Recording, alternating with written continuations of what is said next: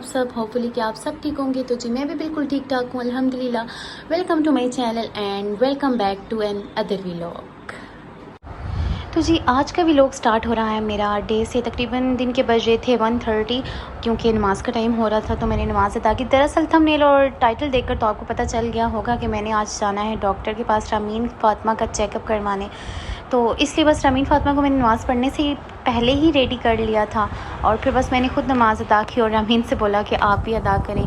तो रामीन फ़ातिमा ने भी नमाज़ पढ़ ली। मतलब कुछ कुछ आ जाता है, इसको दुआ का पता है, दुआ करती है। तो मैंने नहीं बोला अपने लिए भी दुआ करें।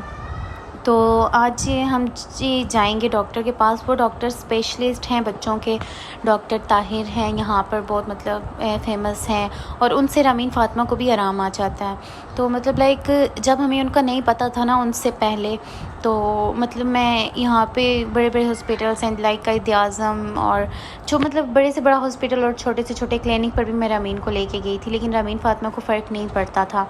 मतलब इसको एंटीबायोटिक्स इंजेक्शंस भी लगते थे, मेडिसिन्स भी। लाइक ऐसे होता था ना कि हमने अभी रामीन फ़ातिमा को चेस्ट इन्फेक्शन हुआ, कफ़ हुआ, फ्लू हुआ और हम इसे जब लेकर गए तो वो उन्होंने ना इसके इंजेक्शन स्टार्ट कर दिए। तो जो इंजेक्शन 5 दिन लगते थे, तो साथ में वो मेडिसिन हमें दे देते थे कि आप ये मेडिसिन घर पे दें। तो अभी वो मतलब इंजेक्शन लगते हुए भी रामीन की तबीयत सेट नहीं होती थी। फिर वो मेडिसिन पे जब आती थी ना तो फिर शदीद तबीयत ख़राब हो जाती थी और फिर अगेन इसको एंटीबायोटिक्स इंजेक्शंस भी लगते थे और मेडिसिन्स भी देते थे। तो मतलब बहुत परेशान थे। इतनी इसकी एज नहीं है जितनी इसकी इन्होंने इंजेक्शंस और एंटीबायोटिक्स ली हैं अभी तक।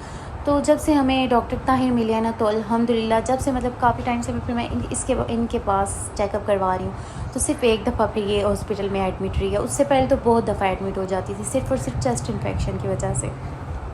तो डॉक्टर ताहिर से ये है कि जब हम मेडिसिन लेते हैं ना तो 1 वीक में ऑलमोस्ट 1 या 2 वीक्स में रामीन को आराम आ जाता है। तो ये है कि वो वीक में बैठते एक दिन है ना, एक दिन चेकअप करते हैं, तो जिसकी वजह से बस थोड़ा टाइम लग जाता है रामीन का काफ़ी उनके डेट आने में, फिर चेकअप करने में, तो फिर आराम आने में।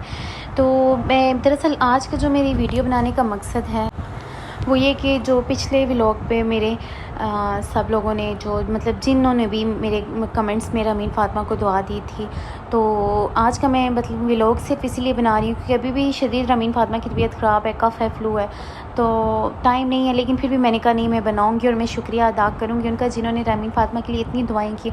और एक भाई जो कि अपना कीमती वक्त निकाल कर रामीन फ़ातिमा के लिए इतने मुझे लंबे लंबे कमेंट्स कर रहे हैं और टिप्स दे रहे हैं और मेडिसिन्स भी बता रहे हैं कि आप इस तरह से करें, तो उनका तो स्पेशली बहुत शुक्रिया।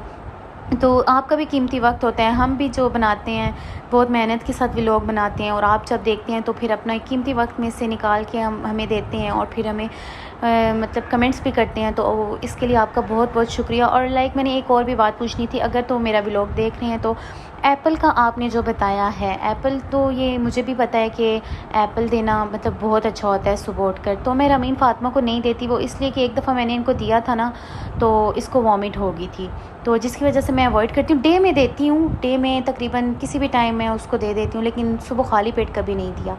तो मुझे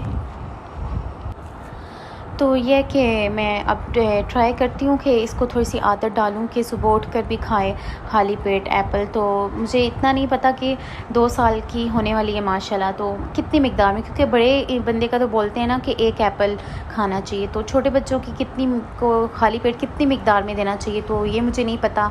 तो अगर तो मेरा व्लॉग देख रहे हैं तो मुझे ये ज़रूर बताइएगा कमेंट्स में। तो बाकी अदरवाइज़ आप लोगों का बहुत बहुत शुक्रिया जिन लोगों ने भी रामीन फ़ातिमा को दुआएँ दी हैं। इसी तरह दुआएँ करते रहा करें। तो आप हमारे लिए दुआ करें, हम आपके लिए दुआ करते हैं। अल्लाह ताला आप सबको भी बहुत खुश रखे। जिन लोगों ने हमारे लिए दुआएं की हैं, जिन्होंने नहीं भी किया, अल्लाह ताला उन्हें भी खुश रखें।